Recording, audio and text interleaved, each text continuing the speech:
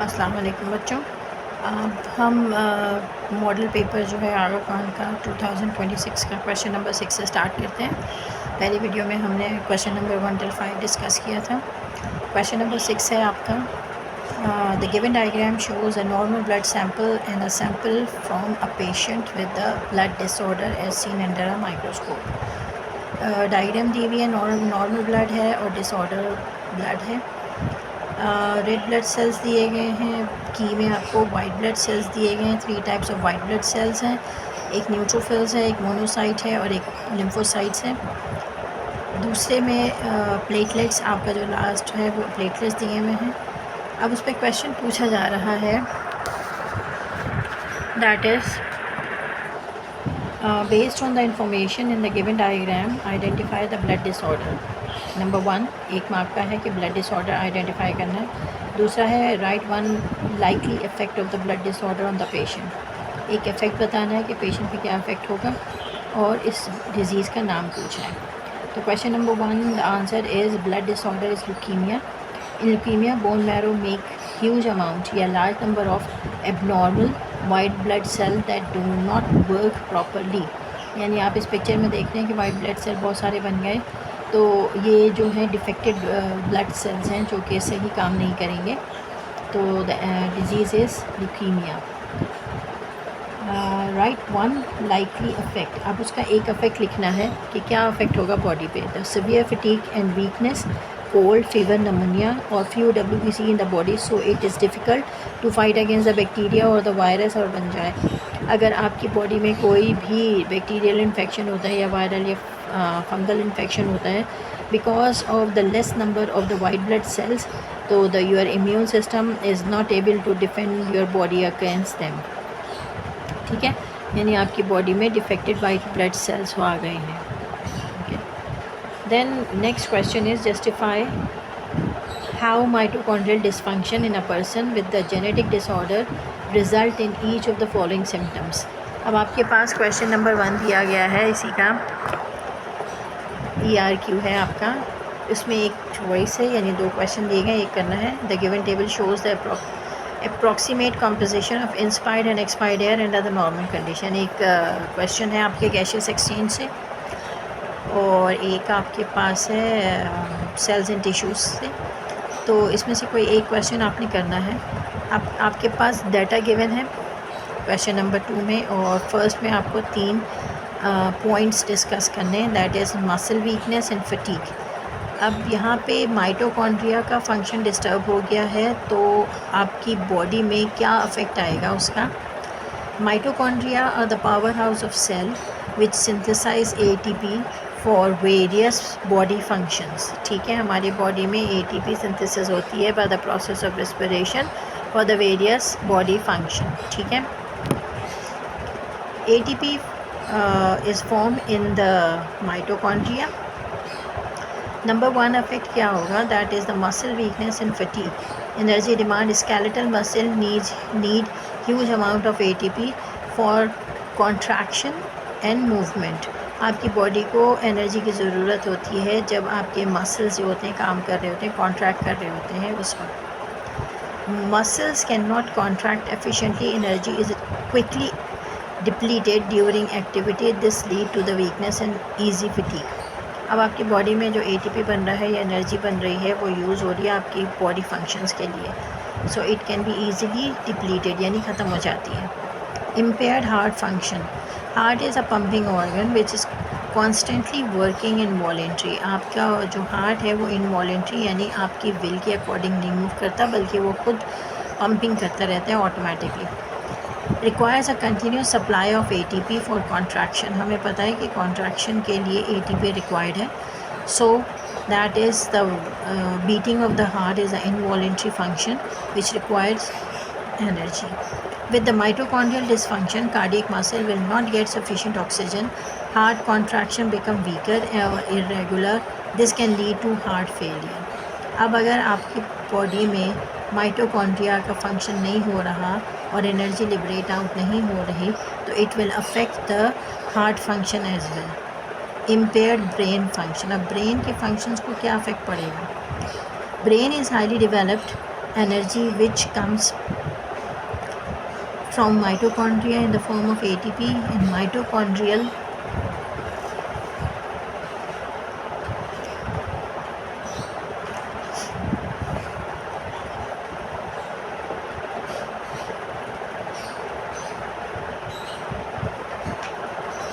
mitochondrial dysfunction means cardiac muscle cells will get less amount of energy.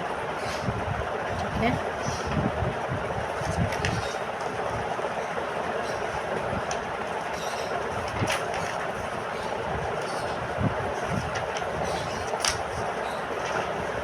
means neurons cannot maintain normal electrical activity. Neurotransmitters is affected. Brain processes like memory, thinking and coordination decline, यानी कम हो जाएगा. This way that is result in symptoms like seizures, यानी दौरे पड़ना, और learning disabilities. आपकी learning disability भी कमज़ोर हो जाती है इसकी वजह से. Mitochondrial dysfunction means affect high energy demand organs such as muscle, heart, brain, because insufficient ATP production disturb their function. हमने कहा कि ATP required है for every function of the body, so that is if there is a dysfunction of the mitochondria, the energy will be liberated less and it will affect the body.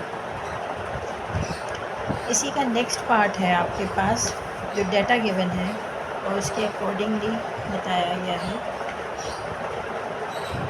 कि आपने if a person breathing polluted or contaminated high levels, ये आपका question है, high levels of carbon monoxide, how would this affect the normal physiological function and the composition of oxygen and carbon dioxide in the expired air? इसका क्या function होगा अगर आपकी body में polluted air जो है वो जा रही है which contain high level of carbon monoxide, तो आपकी जो फंक्शंस हैं नॉर्मल फिजियोलॉजिकल यानी फंक्शन ऑफ द बॉडी है वो कैसे अफेक्ट होंगे. And composition of oxygen and carbon dioxide in excelled air, और क्या कॉम्पोजिशन होगी ऑक्सीजन की और कार्बन डाइऑक्साइड की इन एक्सेल्ड एयर. ठीक है, इसका आंसर है आपके पास, हम डिस्कस करते हैं. That is, breathing air with a high level of carbon monoxide disturb normal respiration in several important ways. Number 1, effect on the physiological function.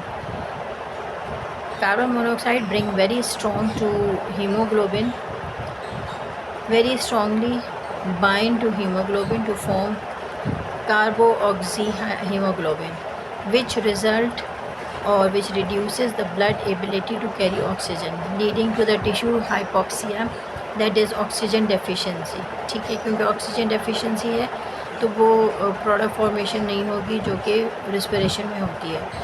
As a result the vital organ brain and the heart receive less oxygen causing symptoms like dizziness, fatigue and impaired function.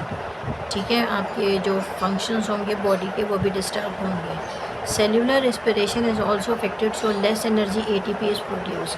आपकी body में access of oxygen नहीं होगा जिसकी वजह से आपकी respiration जो होगी वो अफेक्टेड होगी और ज़्यादा अमाउंट ऑफ ATP प्रोड्यूस नहीं होगा. Affect on the composition of expired air. अब एक्सपायर्ड एयर पे क्या फ़र्क पड़ेगा. Oxygen that is less oxygen is delivered to the tissue, so less oxygen is used. Expired air as expired air may contain a high percentage of oxygen than normal. Closure of the inspired level, that is आपके पास oxygen जो है वो कम absorb हो रही है क्योंकि mail functioning हो रही है. नंबर 2, कार्बन डाइऑक्साइड जो है सेल्यूलर रेस्पिरेशन में जो प्रोड्यूस हो रही है इज़ लेस अमाउंट में प्रोड्यूस होगी बिकॉज क्योंकि वहाँ पे कंप्लीट ब्रेक डाउन नहीं हो रहा. Expired air will have a lower percentage of carbon dioxide than the normal, जो नॉर्मल रेंज में होता है उससे भी कम होता है. Carbon monoxide poisoning reduces oxygen transport in cellular respiration. अगर कार्बन मोनोऑक्साइड बॉडी में ज़्यादा होगा तो वो पॉइजन से अफेक्ट करेगा जिसकी वजह से आपकी बॉडी जो है ऑक्सीजन सप्लाई नहीं करेगी बॉडी को और आपकी सेल्यूलर रिस्पिरेशन अफेक्ट होगी. leading to higher oxygen and lower carbon dioxide in expired air compared to the normal exhalation. That is आपकी बॉडी में normal percentage of oxygen and carbon dioxide maintain नहीं हो पा रहा, जिसकी वजह से कुछ ब्रीदिंग इश्यूज़ आ सकते हैं. ठीक है.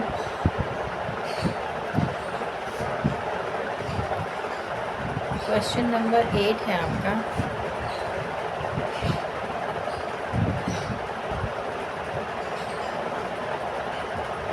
A patient with a vitamin deficiency in experiencing fatigue, weakness, immune function, and delayed wound healing. Based on the given symptoms, name any 2 vitamins that are deficient in patient's body, or recommend any 2 dietary modification that would help to overcome the vitamin deficiency.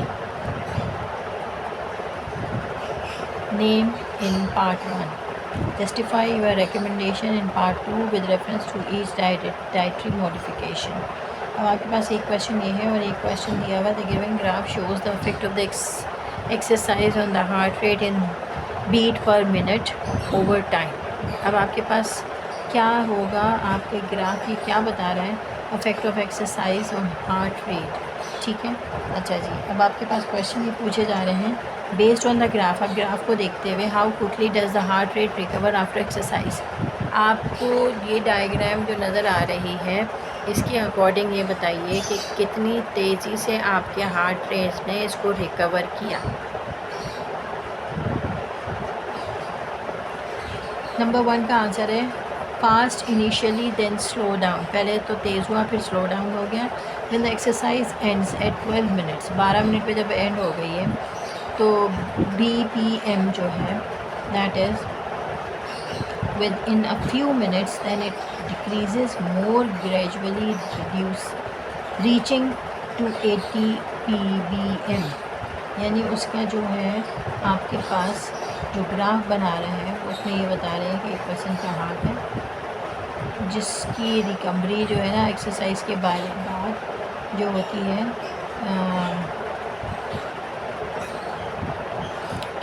कितनी देर में उसको recover करेगी body को. If a person with the composition compromised cardiovascular health remove the same enemy, how might their heart rate and recovery time after. ठीक है.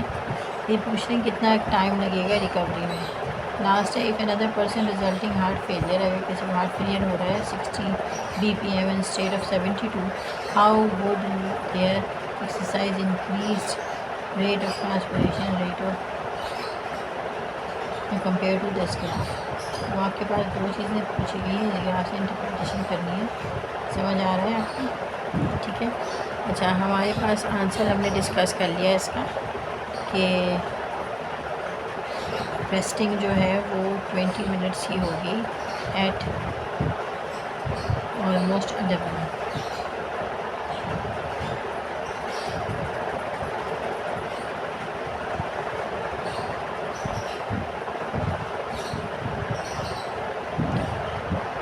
Okay.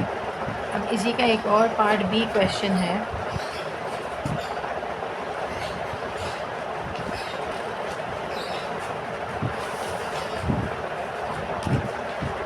Part B में दिया हुआ है उनके पार्ट ए हम डिस्कस करेंगे, पार्ट बी हमने कर लिया है. अ patient with vitamin deficiencies experiencing fatigue, weakness, immune functions and delayed wound healing. अब आपके पास ये क्वेश्चन जो दिया हुआ है इसका आंसर है कि नंबर 1 एनी 2 वाइटामिन, 2 वाइटामिन का नाम बताइए which are deficient in the patient, जो जिनकी कमी है बॉडी में. Number 2 recommend any 2 dietary meal function, कोई डाइटरी मेल फंक्शन बताइए टू ओवरकम द डिजीज़. ठीक है. नंबर 3 है justify your recommendation 1 and part 2 with reference to each dietary modification. हमने 3 उसमें बन के करते हैं. Okay. The given answer of this question is, ये देखिए, based on the given symptoms the vitamins that are deficient in the patient are vitamin C, delayed wound healing, and weak immunity.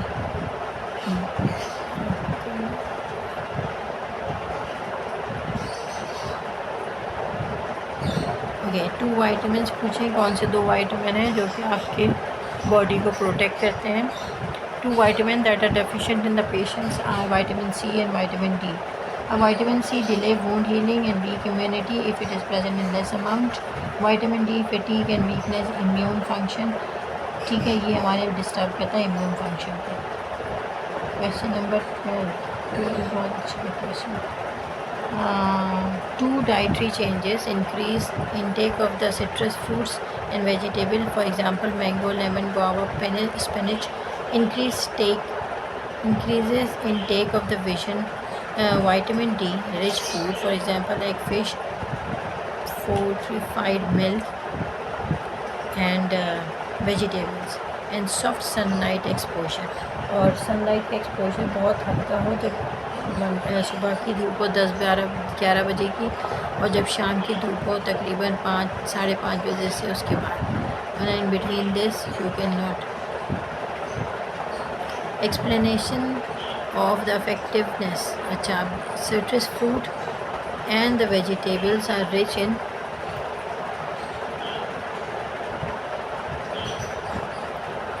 explanation of the effectiveness. Citrus fruit and the vegetables are rich into vitamin C, but the vitamin C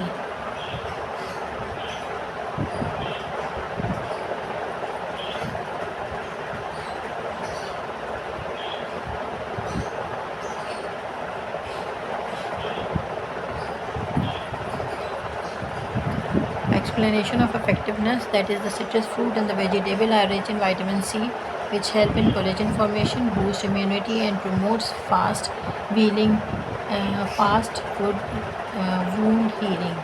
अगर ये मौजूद होता है तो जल्दी ये जख्म भर जाते हैं और recovery possibility that is citrus fruit and vegetable are rich in vitamin C, which help in dialogue formulation and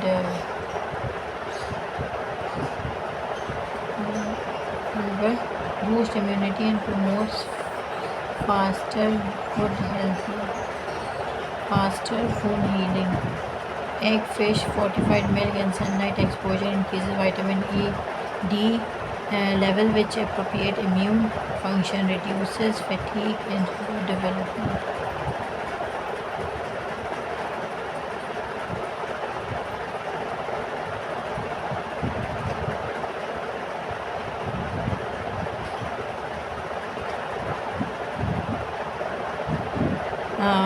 Explanation of effectiveness. Citrus fruit and vegetables are rich in vitamin C, which help in collagen formation, boost immunity and promote faster wound healing. इनकी वजह से faster healing होती है.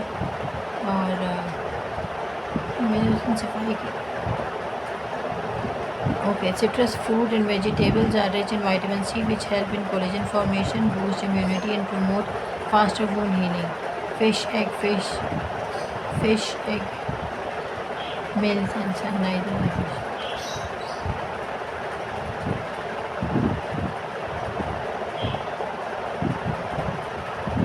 Okay, fish, egg, fortified milk and sunlight exposure to increase vitamin D level, which improves immune function and reduces fatigue and supportive and overall body strength. तो ऐसे लोग अपने आप को फिट फाट रखते हैं.